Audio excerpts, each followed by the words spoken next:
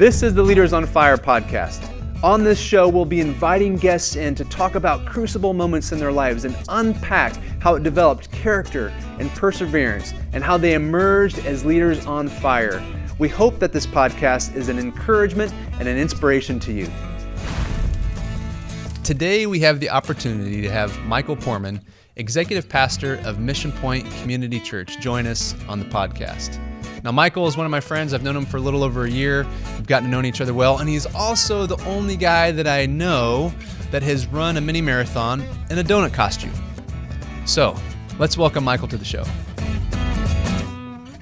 Michael, welcome to the Leaders on Fire podcast, man. Well, thanks for having me. I'm excited to be here today, man, for sure. Yeah, I'm pumped to have you on here. You know, we've gotten to know each other a little bit over the last, I don't know, maybe been a year or so. Yeah, maybe a little bit over a year. Yeah. A little over a year. Yeah. And so it's been cool. You kind of came into the community and I got to meet you through connection with Condo and some other stuff going on at Mission Point. And so it's been fun to get to know you, man. So I'm glad you're able to connect with me today. Yeah, man, I really appreciate it. It's been a joy to get to know you and what you're doing here and the platform and all of those kind of things. And I'm excited to just be a small part of it. Awesome, man. Yeah. Well, let's light the fire. Okay.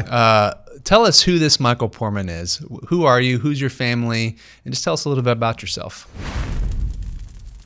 Yeah. So my name is Michael, and born and raised in Mishawaka, Indiana, and thought when I was growing up that was a big town, but there's a whole lot more world out there for sure, so went to Taylor University and got my degree. I thought I was going to teach for like 30 years. I loved kids growing up, and 3 years into teaching, I always say God plucked me out and put me into ministry. And so through some really cool God ordained circumstances, I was in my first ministry role in early 2006. Our daughter was just born, and got to do a lot of things there, and then got to be a part of several different churches along the way. So it's been a really cool journey that God has taken me on, and excited to be a part of what he's doing and how he's using me to help the church be most efficient and effective in its mission. I have a lovely wife. Her name is Allison. I always say we have a handy woman in our house, not a handy man. I break stuff and she fixes it. So she works for Habitat for Humanity. We've been together for 25 years. We met in our junior year of high school, but been married for 21. She's put up with a lot with me over the last 21 years. And then we have two kids. So we have Maddie, who is a freshman in college in Illinois, studying to be in some kind of theater, directing, those kind of things. I think someday she wants to be on Broadway, and I hope she can make it there. That'll be amazing. And then our son is a sophomore at Warsaw High School and is a cross-country runner and is awesome. And I love that he's running. As a runner myself, I love that he's doing that. So family of four, and love being here. And I can't forget our dog, Layla. I was not a dog person. For a long time, we had a Jack Russell Terrier for a little while. For about 8 years, no dog. And then now we have Layla, who is a Siberian Husky. And so she's awesome. She doesn't bark. She's quiet and really reserved, but she does get a lot of hair everywhere. So they call it Husky glitter is what they call it. Oh, man. Well, thanks for sharing that background. Yeah. Actually, it's funny you mentioned Jack Russell Terrier. Our first dog, when my wife and I got married, was a Jack Russell Terrier mixed with a black lab. I know that sounds interesting. That is very interesting.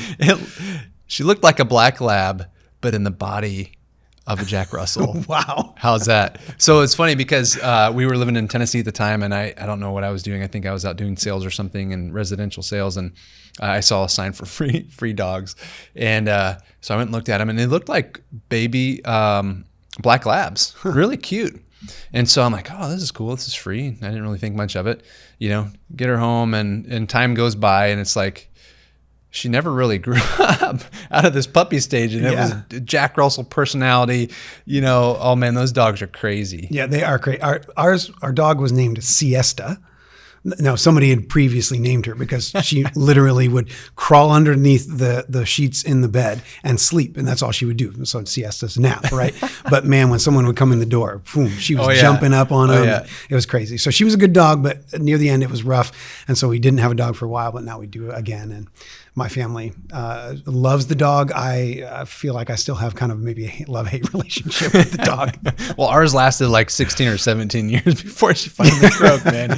So hang on. But yeah, actually, our dog's name was Lucy, and then she became known as Lucifer just because she was. Yeah, that near the end it gets a little rough. Yeah, near the end, yeah, for sure. All right, well, let's fan the flame. Okay, so you haven't always lived in Warsaw, like you said. You grew up in Mishawaka, and you've recently come to the community within the last, I think it was January of last year. Yep, Is that January correct? 2023. Yeah. So tell us a little bit about the journey of getting to Mission Point and getting here into the community, and what kind of led to that to where you are today. Yeah, as I mentioned earlier, I started off my career in education. So I taught second grade for a year and fourth grade for 2 years in Muncie Community Schools. And man, I thought I was going to do that forever. And I, through some circumstances of a children's pastor at my last church, the first church we were at, had some issues with his son, had some medical issues. I ended up kind of taking over for a little while he was working that out as a family, and ended up finding out that I love ministry. And I felt like I was built to do that. And so through some really God ordained realities, God opened doors for me to be in children's ministry at a church on the north side of Indianapolis for about 8.5 years. And it was awesome. It was a big church, 4,000 or 5,000 people on a weekend, 1,200 kids. I was one of 14 full-time children's ministry staff. So that can tell you how big the church was. And I kind of cut my teeth a little bit there. A lot of leadership development I went through there. It was really, really impactful for me.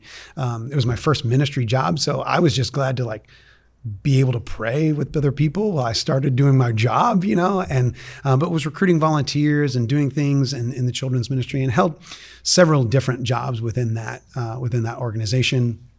But people saw something in me and were saying, I think there's something more for you than maybe just this role. And so why don't you try this role? And then did that for a little while. And then I was like, well, why don't you try to do that role? And I did that for a little while. And then actually it was my mentor, who's still a mentor of mine today, who said, I think you may have to look outside of this organization for what God has next. And I was like, but I don't want to do that. I love where I'm at. I mean, my wife's family went to that church. I love the north side of Indianapolis because I'm a huge Colts fan. And so I wasn't ready to leave, but God kind of said, I think it may be time for you to step out. And it was really Matthew 14, right? Where Peter steps out on the water and says, man, you need to step out to find out, right? And so I was like, okay, we're stepping out. And so I went, said, okay, God, where do you want us to go? So my wife and I were interviewing in Daytona, Florida, and Alabama and North Carolina, and really all these really nice beachy towns, right? And then God kind of opened up the door for us to be in the western suburbs of Chicago at a great church there for the last 8.5 years before we came here. And I started off as the children's pastor there. Over the time became the connection pastor, and then the operations pastor, and then COVID hit, and then everything changed around that time. And so that I grew a lot there. I learned a lot. I actually would say that what I'm doing now at Mission Point, those two churches equipped me to be able to do what I'm doing. Like there's not anything I don't do, and everything I do in a week, I either did at my first church, or I learned there, or the same thing at my last church. And so, and then there was sort of this crucible, which we'll talk about here in a little bit, that was just like, I think it's time for me to maybe step out and find out again. And man, God opened the door at Mission Point. And I always say this to people. They say, how is it? Do you like your new community? I love this community. Now, it also helps that we live right across from Winona Lake Park, and it's really great, and we can see the water and those kind of things. But this is just a beautiful community of people, and love the opportunity I get to serve at Mission Point and the things I get to do there. But this is kind of where we said we want to kind of just plant roots here. We think this is where we're going to be for the long haul. So when God opened this door for us to come here, now granted it's closer back to Mishawaka where we grew up, right? And those kind of things. So we're within an hour to see family and those kind of things, which is an added benefit. But man, this was where God had us. And I love that I always say this too, that I think God had something for me here, right? And it was what Mission Point needed at the time, and it's what I needed. But also, God had something here for my wife and my kids as well. So it wasn't just my call that brought us here. I think God had something for our whole family, which was really, really incredible to see kind of how that has unfolded over the last almost 2 years. Yeah, that's really cool, man.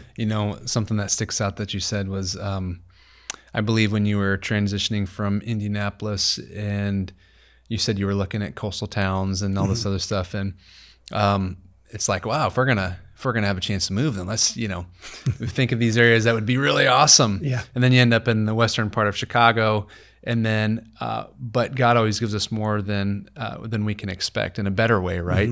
Which landed you in Winona Lake. And that might not have happened if you'd have gone to another destination. And it's funny, when God had called my wife and I to go to the island of Papua New Guinea in the South Pacific, we were like, well, shoot, I guess if we're getting called into missions, then we should look at other places to go. So I was on the map looking for like, man, if we're going to move somewhere, let's go somewhere like cool and do mission somewhere else. And no, it didn't work that way. God said, we need you in Papua New Guinea, which wasn't that desirable. Not that West Chicago isn't that desirable, but the East Coast on the ocean might have been more desirable. For sure. Well, and to be honest, man, we've always, water and being around water is just something that's really not only just enjoyable, but really is, my wife and I said, kind of a spiritual experience for us, right? There's just something that God does, as we're walking along a lake or an ocean. Yeah. And so we've always wanted to live near or on a lake or in a lake town. And we just feel like it's the goodness of God, man, that like, we get to be where we are, close to our family in what I call the great state of Indiana. And yet we get to still do ministry here and all of those things with a great community and great people here. So God has been really, really good. I love how he redeems those desires, right? Like, because you had an opportunity and you wanted to pursue a desire, and that wasn't what God had for you at that time in that season. And so he put you someplace that wasn't near where you wanted to be, but it was part of the journey to get you right where you. Right. Now people say, well, Chicago's close to the lake. Yeah, but it still takes an hour and a half to get to the lake from the western suburbs. That's for sure. So yeah. And that's definitely a different vibe than for sure. Yeah. That's certainly a much faster pace, which is actually one of the things that we're really looking forward to here is a slower pace. Yeah. A smaller community where we can just sit on our porch and enjoy the sunset and the sunrise, right? Instead of feeling like, well, there's always something to go and do. Now I know there are people that are big city people, right? I found that I really enjoy the slower pace of a smaller town. And this is the smallest town we've ever lived in. So because it's always been in the suburbs of a larger metropolitan area. So I'm finding that I really enjoy the pace of a smaller town and a lake town, which is pretty cool. That's awesome, man. Yeah.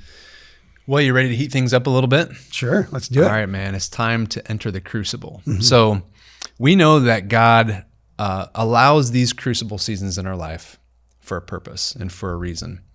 And when we're in these crucible moments or seasons, days, years, weeks, months, whatever it is, it's hard to remember that because sometimes we can't see out of it and we just can't see beyond the struggle that we're in. But we know that God promises to refine us through that, and that character produces that perseverance and that hope. And we know that the silver is ready to come out. A silversmith knows the silver is ready to come out of a crucible when he can see his reflection. And likewise, when God is able to see his reflection in us, he pulls us out of the crucible at that moment.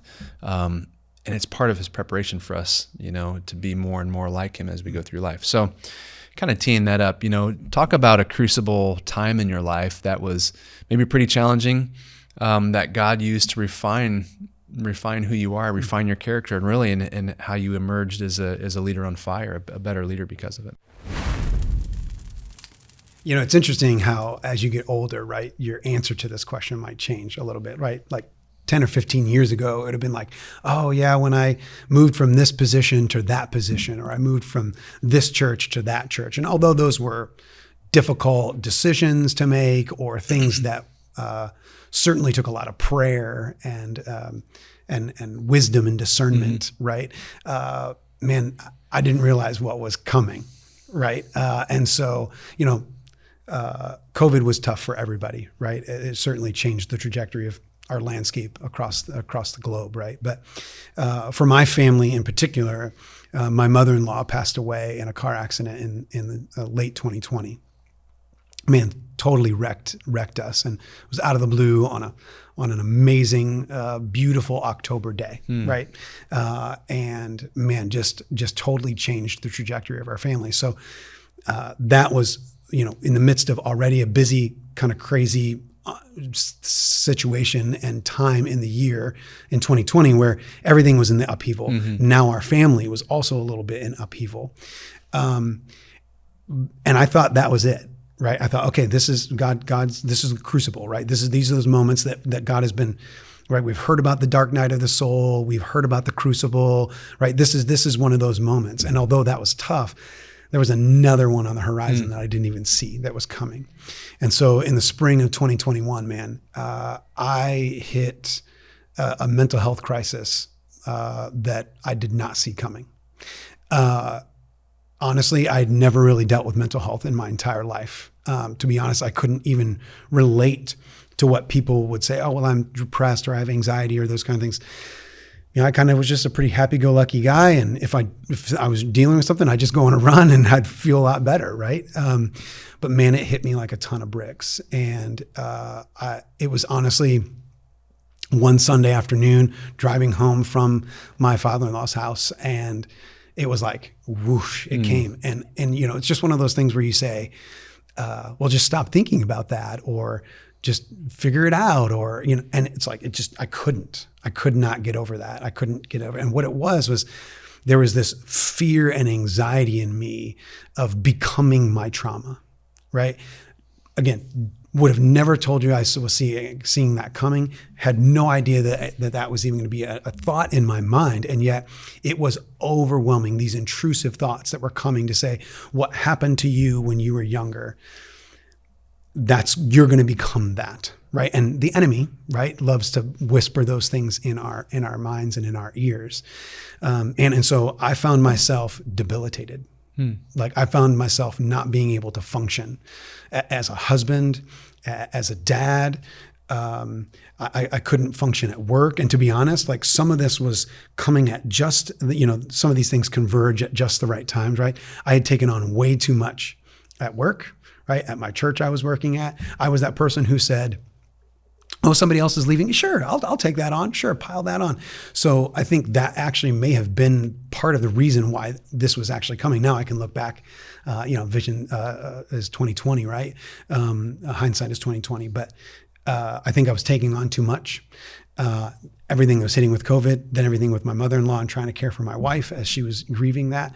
And man, it just kind of hit.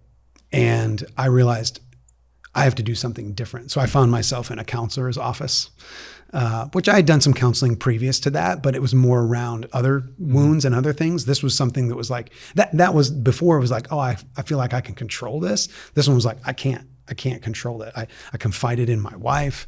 I found myself on mental health medication for the very first time in my entire life, and still on even today. That kind of helps keep me regulated. And man, it was scary. It was a scary time. And I remember amidst all the other things I was trying to do, and I was crying out to God. And honestly, I was just crying out to God, take it away. Take this away. Take this crucible away. I don't know how to handle it, right? And yet God was gracious to me in that time. He didn't leave me. He didn't forsake me. He was with me all the time. He was using all of these things to help me get back to wholeness and to health.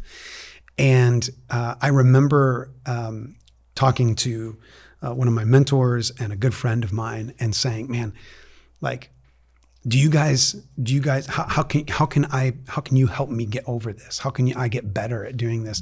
And they were like, you just have to continue to trust in God, right? And you're like, yeah, that feels empty sometimes, right? And that feels like, yeah, I'm doing that and it's not changing anything. And so I was just doing all I could to try to just read or pray or those kind of things. And a couple of things that were really critical to me in that time. One was leaning on the Lord's Prayer. Like, I was like, okay, I don't have the words for this. So I just, every moment, actually it was my therapist who helped me say, like, what if you just prayed the Lord's Prayer? When you're feeling those thoughts, when those intrusive things are coming, when you're feeling that anxiety, if you just pray the Lord's Prayer. And I will tell you, man, like having known the Lord's Prayer for many, many, many years, it became new and afresh to me at that time. And so I loved that something old, that something that I knew became new and fresh to me in that time and would bring down the anxiety. And then he would say, my therapist said, do that and then remind yourself of what is true. Right. So our family has this whole family scorecard that our mission statement is that we're a family of honesty, integrity, and servanthood. Honesty, integrity, and servanthood. And so I would say the Lord's Prayer, and then I would remind myself, I am a man of honesty, integrity, and servanthood. I am a man of honesty, integrity, and servanthood. And I would say it over and over and over again. And that came from a book by Craig Groeschel, who I just love.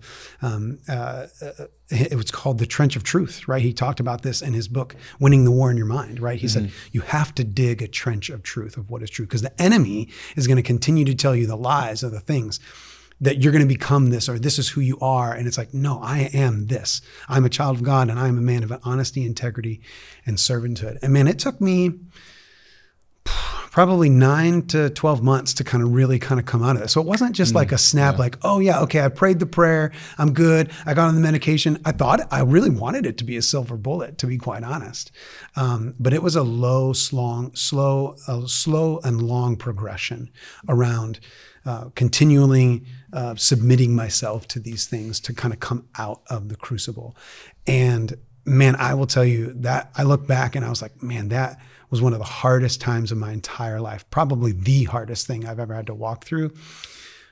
But on the other side of it, I see how God showed up in major ways, how with friends and coworkers and books and podcasts and just his presence through all of that, right? There was even a podcast that I listened to who helped me, like, I felt some shame around feeling like I can't control this now, I'm on medication, right? But it was like almost a liturgy of holding that medication in my hand and thanking God for what it does for me, right?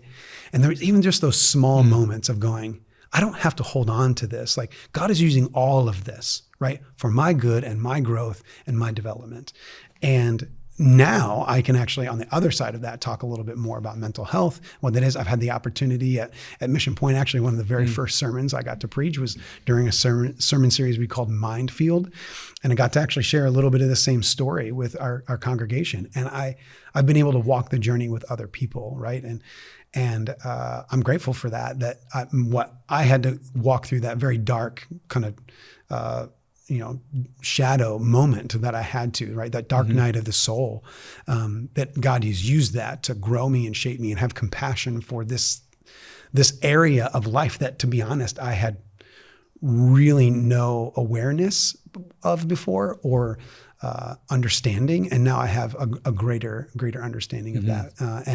And now, would I want to go through it again? No, it was tough, but I'm grateful how God was faithful through the whole process. And that's crazy. And the passage of scripture that is coming to mind is kind of the outworking of this is, just as you have been comforted, you'll comfort others. Absolutely. And even if that's the only fruit, right, is you've been now positioned to help others. That's pretty significant. Yeah. But we know that there was all kinds of other things that, happened during that time. And, I think you made a point when you're in those crucible seasons, like, it is long and it's hard, and we do pray for escape. We want out. And, we'd like to think, couldn't that 9 to 12 months have been like 9 to 12 days? Wouldn't that I prayed that prayer. I absolutely prayed that prayer for sure. Wouldn't that have been better? But there must have been a seasoning that needed to occur that needed to be longer than 9 to 12 days. And it needed to be 9 to 12 months. Yep. For whatever reason that is. And so I think for people that are currently in a crucible, hopefully this podcast and this discussion is an encouragement for those. Just as if you would have maybe heard something like this when you were in that crucible, you might have even have been like, okay, yeah, right, but this is mine's different or whatever, right? But hopefully this can be an encouragement that no, it does get better, and there is a purpose. And sometimes it's a mystery, and sometimes it might be a mystery for the rest of your life. And sometimes there's wounds that you're recovering from for the rest of your life through certain crucibles. I mean, I think of some really, really hard stuff some people in our community have gone through. And the grief and the loss that can last for years and years and years. That's another kind of crucible, And so how do we encourage and comfort others when they're in those difficult times? Can be tricky sometimes. Yeah. And it's interesting you say that.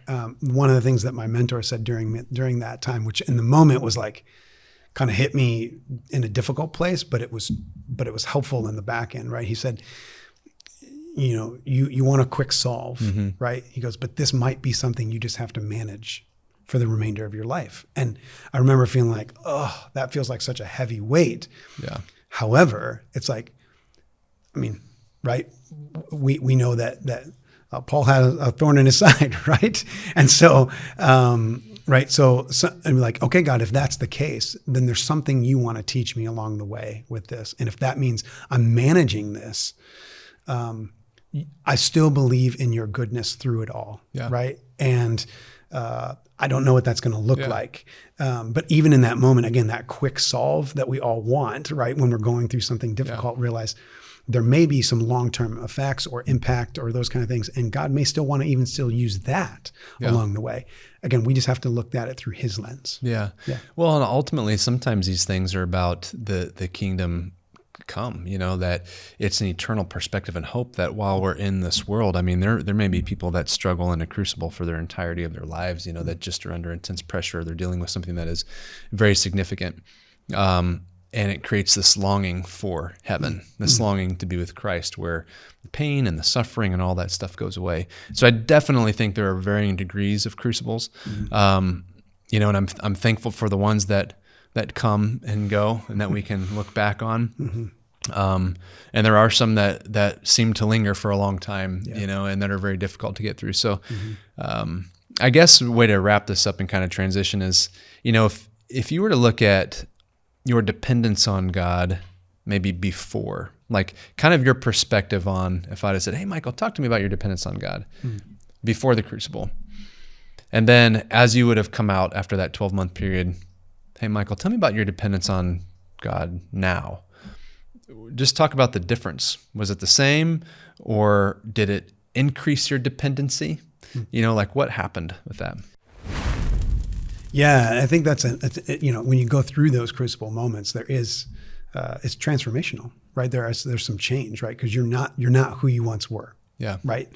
And so I think for me, there were some strategic things that happened, right? So on the back end of this, I actually had the privilege, and I truly counted a grateful privilege to be able to go on a sabbatical for 3 months from the church I was at. And, I got to read 10 books, and we got to go cross country on a whole 8,000 mile cross country road trip and see national parks and beauty and God's creation and all that. And all of those things were beautiful. There were a couple of books that were really impactful, like Bessel van der Kolk's book, The Body Keeps the Score. Man, that was huge for me in the process. But I think at the end, it was just like being able to see God in all of those places and all of those things. And I think for me, the back end of it was realizing I couldn't go back to where I was, right? Where I was like, yeah, sure, let me pile on more onto work, right? I couldn't continue to say, well, I'm just going to ignore this part of my life or my feelings or those kind of things. I had to embrace all of those things. And so for me, it transitioned into what I call a rule of life, right? Which is an old ancient practice, right? It's this idea of like, think of a ruler. A regula is the term, the Latin term. It's like a trellis, right? Of what do you hang your life on, right? And for me, it was, I have to slow down. I have to slow down, and I have to see God. So being able to go hike at Yosemite National Park, right, and see the beauty of God's creation, or go to the top of Angel's Landing on that sabbatical, right, and realize I did one of the top 5 hikes in the whole U.S., right, was amazing. But to see God and go, I need to slow down enough to see and experience God. And so for me, I had already been kind of working on a rule of life, but that was like, I can't go back to my hectic kind of crazy life. So when I said we were excited to come to Warsaw and Winona Lake for a slower pace, this was part of it, man. And God, again, I think that's part of God's goodness in this whole process, right? Of I'm going to take you out of the big cities and out of the suburbs of the big cities where there's a lot of hustle and bustle. And I'm going to take you and put you in a place where you can actually just slow down, right? Now, people who know me well still say that is still a struggle for me. Okay. I'm not saying I've cornered the market on slowing down, but for me, it is, I start my mornings early. I start them slow. My wife sometimes says, man, it takes you like 2 or 3 hours to get ready to go to work. It's like, it does, because I get up and have my coffee and I pray and I journal and I read and I listen to God's word as well. And I go for a run and I do those things. And those things are what keep me grounded, right?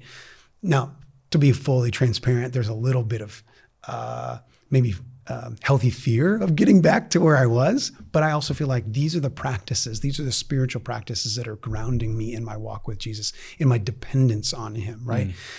Because I would say before the crucible, it was like, yeah, I can just do a lot. No, I trusted God, right? And I was willing to submit my life to him, but I was doing a lot of things in my own power and those kind of things. And like this, I need to slow down enough to know that everything I have to do has to come and flow through that dependence on the Holy Spirit and what Christ is doing in and through me, right? And again, some days I do that better than others. So again, like I'm not saying I'm perfect at it, but it has allowed me to realize that I have to start from that place. And if I don't, then something is off, right? And that means rhythms of rest and renewal. That means turning off my email when I get off of work, right? So I'm not checking email till 9 or 10 o'clock at night, which I would do regularly before. Those types of practice, which sounds simple, but man, those things, when you can shut that down and you can focus, right? And I can focus on my relationship with God, my dependence on him, but I can also focus on my relationship as a husband and as a father, because I'm creating that space and I'm not just scrolling or working on things or working till midnight on different things, right? So, but it's a process, right? I think it's easy to fall back into when you realize that there's the fast pace of just work in general, right? Of I've got to get these things done and I've got to hit these goals and those kind of things. So I have to constantly remind myself that I don't want to go back there. And so this is the path by which if I go that direction, then God will continue to meet me in there. And as I'm there, then he'll send me out on mission, right? And to do what only he can do in and through me, right? And so for me, I think it created this sacred space of realizing that that's the place I have to begin and depend upon, and not on my own strength or my own abilities. Yeah. So you hit on something that is really the foundation of what I believe is a leader on fire. And I believe that for a leader on fire to be on fire and to be effective, the disciplines that you're talking about are super critical.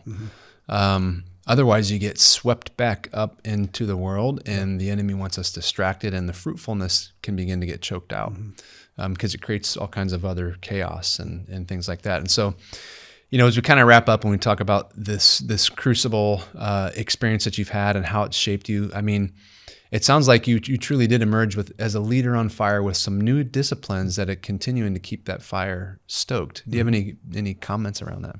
Yeah, I would say, and yes, for sure, but it's a daily thing, right? I think as leaders sometimes, at least I do, sometimes be like, goes back to the solving the crucible with a silver bullet, right? We go, okay, if I do this, then I'm good and I don't have to do it again. It's like, no, it's every day. That's why Jesus says, every day you have to take up your cross and follow me, right? It's a daily surrender to that same thing, right?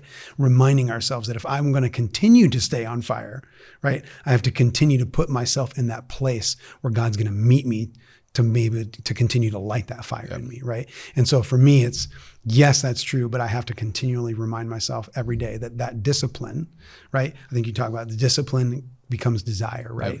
And so that discipline becomes that desire to spend that time to do that so that I can continue. It's almost like, it's not that the flame goes out, right? It doesn't, but it needs a little bit of fuel each day, right? To be reminded of who we are and what we are and who loves us more than anything else, for us to then go out and be those leaders on fire for the people we love, for the people we work with, for our community, and for those around the world, so we can show and share the love of Jesus. Yeah. Awesome. Well, hey man, thank you for sharing with us today and kind of putting yourself out there and giving us a little bit of backstory. And my hope and prayer is that your story is impactful to others, that it'll inspire others, and encourage those that may be in a crucible, or just even with the fact of the disciplines you talked about that came out of that crucible are so important. So thank you for sharing all that. And I really appreciate you joining us today. Yeah, man. Thanks for having me. I really enjoyed myself. So really appreciate that. Awesome. Thanks, man. Yeah. Thank you for listening to today's episode. Perhaps it has prompted a painful memory or challenged you to reflect on times you were in the crucible. Some of you may be in a crucible now. But be encouraged. Maybe, just maybe, God is using this to refine your character so that you emerge as a leader on fire. If today's episode was an encouragement to you, share it with others who may also find encouragement in the Leaders on Fire podcast. So, let's go into the world sent out as leaders on fire. Until next time.